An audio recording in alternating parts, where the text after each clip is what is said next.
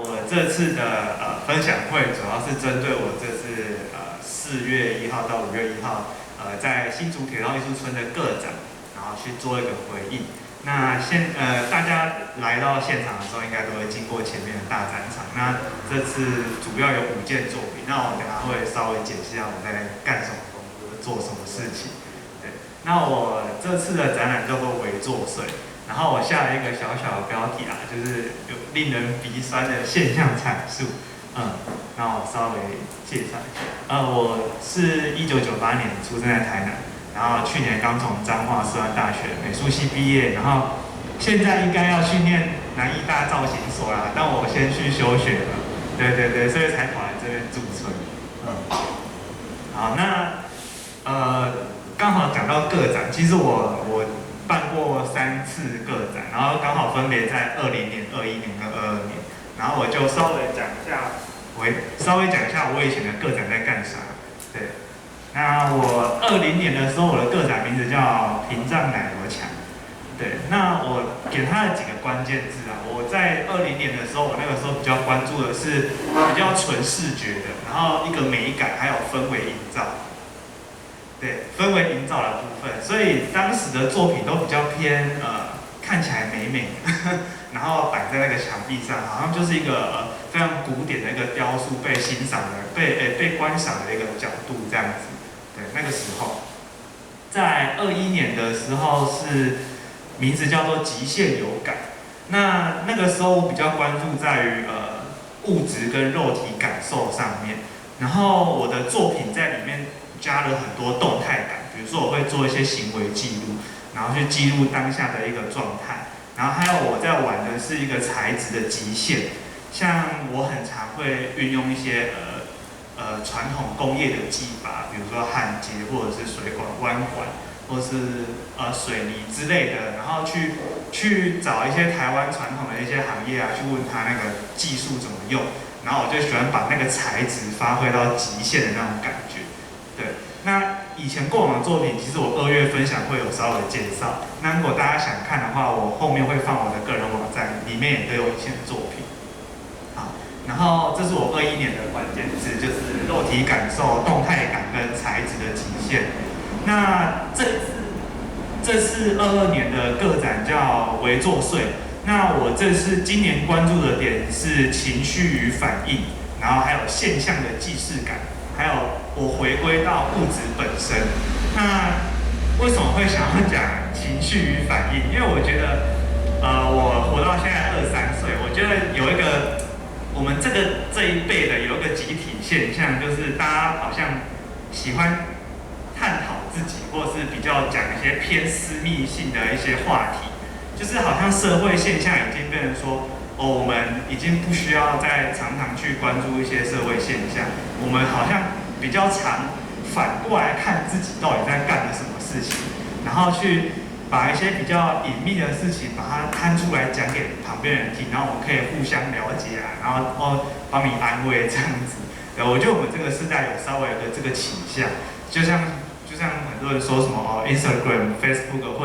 会让年轻人什么容貌焦虑等等的，它就是因为透过庞大的一个社群网站的曝光，然后让年轻人一直看到对方都过得比较好，然后有容貌焦虑，对，我觉得这个蛮有趣的，然后现象的既视感就是我希望我在每一个地方做的创作都能够回应我当下的空间，或者是周遭发生的一些事情，对。然后回归物质本身的话，因为我之前20年是气氛嘛，所以他就关注在比较偏外表的部分。然后21年在材质的极限，我在玩弄这个材质本身的临界值在哪里。那今年的话，我比较关注是物质本身，我喜欢去看这个物质它本身的特性是什么。那这个特性要怎么去玩，或者是怎么去制造一些冲突等等的，对。那这个是之前的那个啦，主视觉，20年的主视觉跟21年的主视觉，然后是今年微作祟，的主视觉。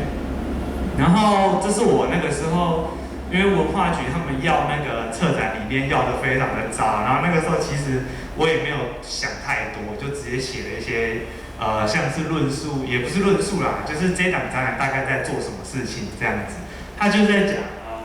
一种小小的骚动，然后可能在某个地方，然后它就会渐渐的影响着我们这些人的行为举动，或者是等等之类，比如说就像平常要抓痒，那个背有时候很痒，可是你不知道那个点到底在哪里，然后你又抓不到，你就觉得很烦，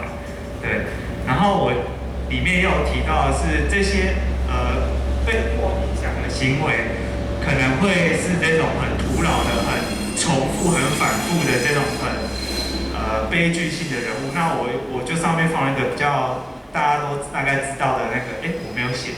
就是薛西弗斯啊，就是那种古希腊神话，然后他就是一直推那个石头嘛，就是一个非常徒劳的过程这样子。然后，这是主要展场的样子，就5件作品。那我就先来讲我第一件作品在干什么。然后这件作品的名字叫做替身计划，然后无舵无舵无舵。那为什么会这样子命名呢？那个无舵的意思其实是日文的汉字。它日文的意思叫做没用的意思，无用。那为什么会这样取名？因为其实我是动漫仔啊，我以前都会看一些动漫，然后其实有一部动漫叫《JoJo的奇妙冒险》，不知道大家有没有看过？然后它里面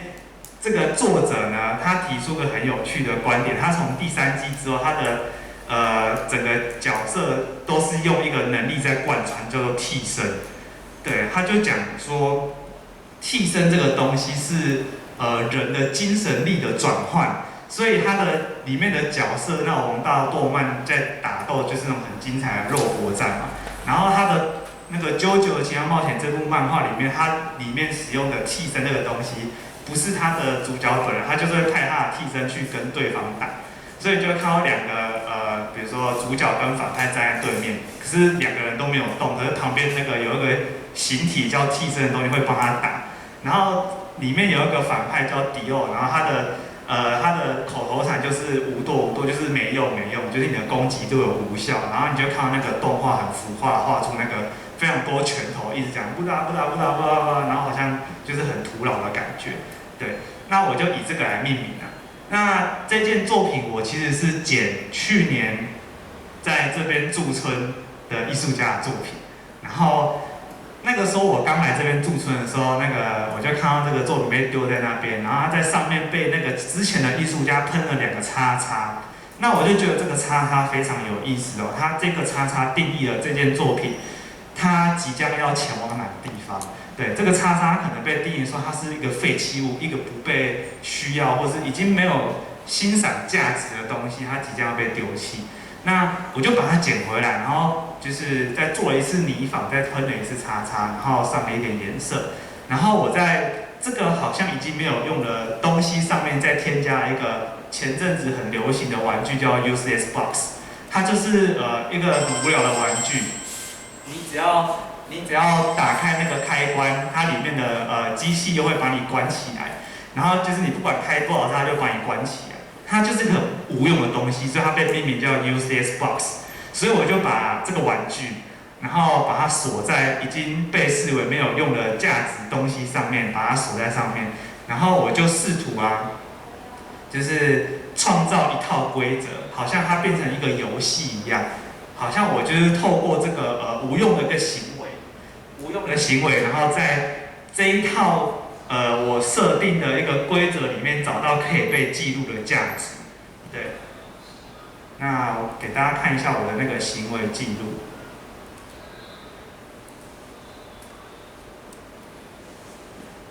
然后我就是里面就会写说，这个我的规则是要怎么使用啊，怎么按顺序按，然后怎么按那个计步器这样子。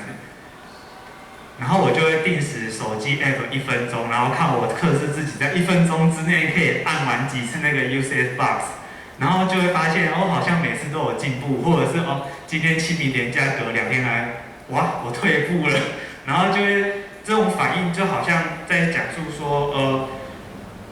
现在好像已经没有播，没有播。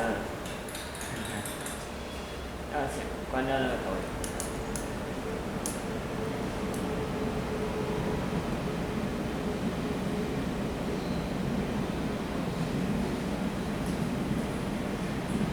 对，我刚刚讲到哪里？就是我好像想要回应说，我现在好像已经不需要关注什么很严重的事情，但是我只要关注在这个很没有用的东西上面，但是我想要在里面找到一些少许的幸福感，或者是我们说什么小确幸之类的，就是我可以透过这个无聊的行为，然后在里面找到我有进步哎，一种很可悲的自我安慰。对对对对。然后就是这样子玩，然后旁边在右手边再按一下那个计步器，这样子，对，右上角那个就是计步器，然后他就可以看自己按了几次，然后我就会最后就会把它写下来，我1分钟之内按了几次这样。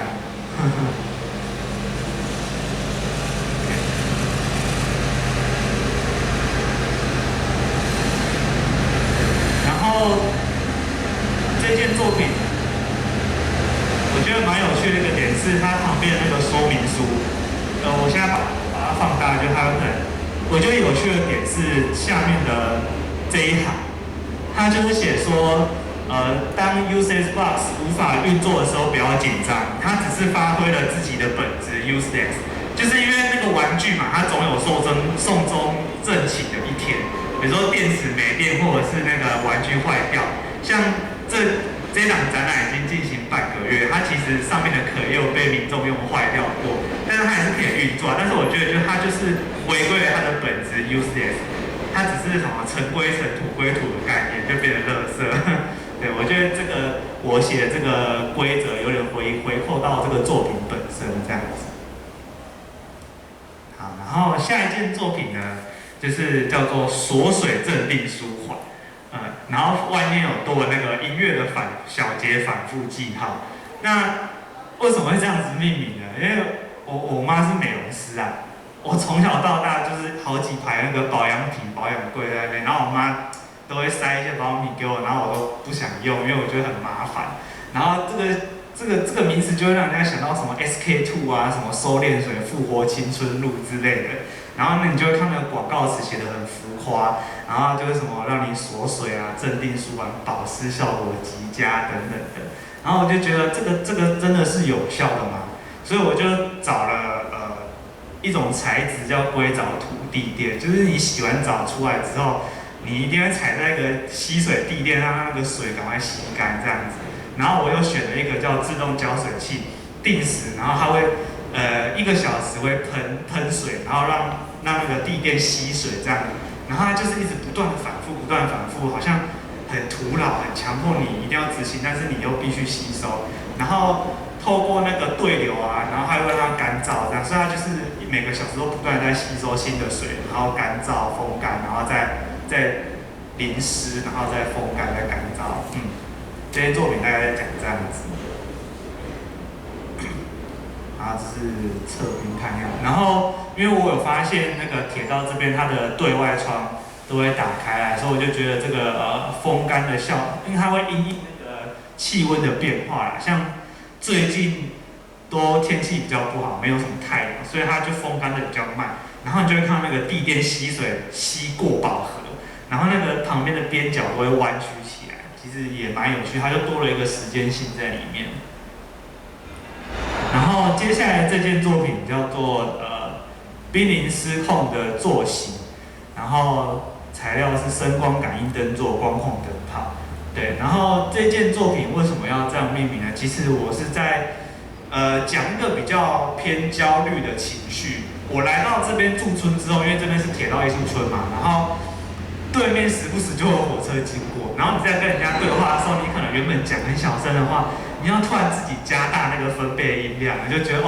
有点阿杂，就是好烦躁。那每几分钟就一台火车过去，有个反的这样。对，然后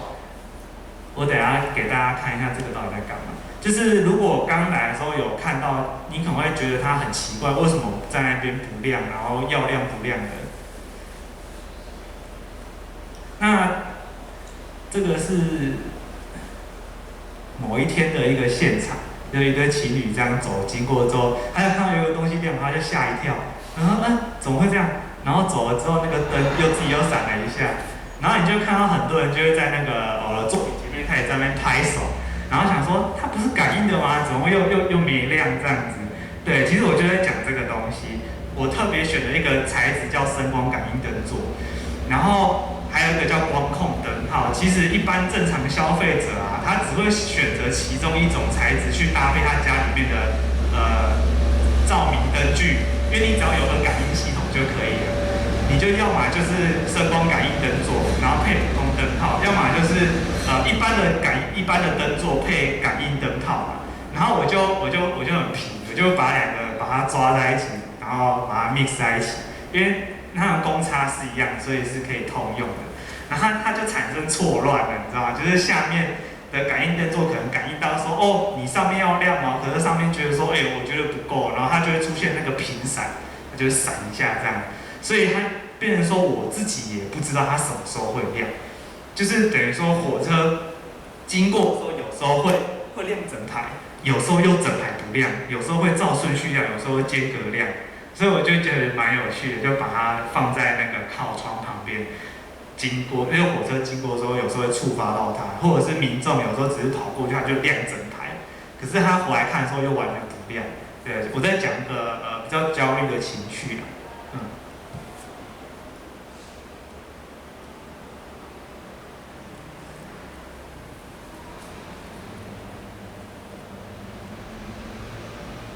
对，然后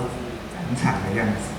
然后下一件的话呢，叫做无处安放的日常操演。那这件作品呢，其实我是在想要讲一个世代交替，或者是说不同时空背景之下，我们可能还是背负着某种必须传承的一个意志嘛，我也不知道怎么讲，我会觉得那是原罪啦。对，然后那个原罪呢是每一代会传承下去，是不可命的。然后我就发现这个很有趣的一个东西，叫赶蝇机赶苍蝇的。然后大家都有去过菜奇亚嘛，就是菜奇亚那个猪肉摊贩上面一定会有那个赶苍蝇的那个机器，那个走。我觉得这个东西很可悲，它就是你只要一通电，它就是一直疯狂不断旋转，一直赶苍蝇，好像它一出场就被赋予了这个赶苍蝇的任务，直到它挂掉为止，它才会停。然后我就会做一个比如说讲说不同时空背景下面，我们人可能会变，我们所享受的物质可能不一样。它这个赶苍蝇的机器已经不需要赶苍蝇，它只要乖乖的在墙壁上待着，被美美的观赏就好了。但是它还是记着那个可能要旋转的一些碎片的记忆的碎片，它就会在上面挣扎，开始乱动这样。我给大家看一下影片。对，就是我会定时，它会开始在那边跳针，开始旋转，然后碰撞，就好像你已经没有要赶苍蝇，为什么还要动？只是他就说我还是想动这样，但是就是蛮可悲的。然后这个记录的影像呢，是展览刚开始没多久的时候我拍的。然后我特别换的那个材质叫做镀镍的圆珠链，其实就是以前那种吊饰上面那种一颗一颗的。那我尝试了非常多的材质，我把尼龙绳这种非常轻盈的东西换成一种比较沉重，比较具有声响或者戏剧效果的材质。对，我试了很多种，我觉得这种最符合我想要讲的东西，那种剧烈的挣扎感，还有那个震荡摆幅。然后因为现在已经半个月了，等下大家有机会可以去看。它现场那个白色墙壁上会留下非常多痕迹，它就是那个挣扎、那个不断的摩擦、一直刮擦那个木板那个黑色的痕迹。我等下有时间大家可以去观察一下，对，已经变非常黑了，就是很深的印痕在那上面，对。所以我才会讲说它是一个无处安放日常操演，就是它是一个日常，可它变得已经不被需要，但是好像还是要做的一样这样子。那下一件应该是第5件了吧？刚刚讲几件，应该最后一件作品。这件作品的脉络其实跟前面比较不一样，这是我之前的脉络。它的名字叫做火灯 Ctrl Shift G。那为什么会这样子命名？什么是火灯？火灯是什么意思？其实以前台湾有一阵子很流行把那个字拆开来看，然后合在一起写。比如说越拌越拌，然后越扒越扒，然后看起来就是胖胖肥肥，然后好棒哦，就把它猜成女子目凤口欧乌这样子。然后就这个有点顽皮，但是又很可爱俏皮，可爱的。对，我就觉得这是中文字的一个特色啦。那我就是把这个拆解的概念放在作品里面。那 Ctrl Shift G 是一种快捷键，它其实在很多数的软体里面，它被就是快捷键是群组跟解散群组的意思。Ctrl G 就是把这个物件跟这个物件并起来，然后如果你再加 Shift， 就是把它解散群组的概念。比如说你用 Illustrator 画图的时候，它就是 Ctrl G 就把它群组 ，Ctrl Shift G 就把它解散。那我这个系列都是在讲说，我来到这个现场空间啊，我就会看这个地方有什么东西，然后我就把这个地方的这个现成物把它解散群组，然后我再把它群组起来，在我想要放的地方。像大家现在看头上那个灯罩，它就是铁道艺术村才会有出现的一个东西，我就把这个东西做成一个像比较大型的雕塑，然后到这个空间里面把它 Ctrl G 起来，然后放在那个上面。那其实你一进去这个展场的时候，大家不会注意到上面会有东西，但是我就故意摆了一条，就是那个灯的电线把它垂掉下来，然后它其实是有功能性的，但是我就让它去功能，它就把它挂在那个地方准备欣赏，所以人们一定会先看到那条电线，然后再跟着那个视觉延伸往上看到，我发现那个灯罩这样子。我这个系列就是在讲这些东西。那我就稍微总结一下我刚讲的一些细节吧，对，一些回顾。那我其实就是在讲，试图借由作品提出一个我对于物质跟人，还有情绪跟行为当中一种某种相互呼应，或是比照，或是彼此牵制、联动的关系。比如说那个感应灯座跟公控灯泡，它就是互相抵制的。然后那种联动或者是牵连的那种感觉跟人跟人或者是时空背景跟人之间也有某种类似的特质啦，对。然后其实很多人都很觉得我的作品有点可爱，就是这次的配色怎么会那么鲜艳？因为我过往的作品都是那种比较素的颜色，就是铁肩膀就木头色或者是什么的，所以我就是来这边住宿，我就会发现那个旁边火车一直经过，就是很常看到的颜色啊，橘色、蓝色、黄色，这都太常看到了。莒光号、自强号区间车，我就把那个配色啊用在这次的作品上面其实，然后再来一个是弧形跟曲线。我来新竹之后，我发现真的很多，不管是有机物还是无机物，都会被吹成是弯的或是倒的。我觉得蛮有趣，那个风墙道那个植物永远都是这样弯弯的，或者是我们家旁边那个电线杆永远都是斜的，然后就这样垂下。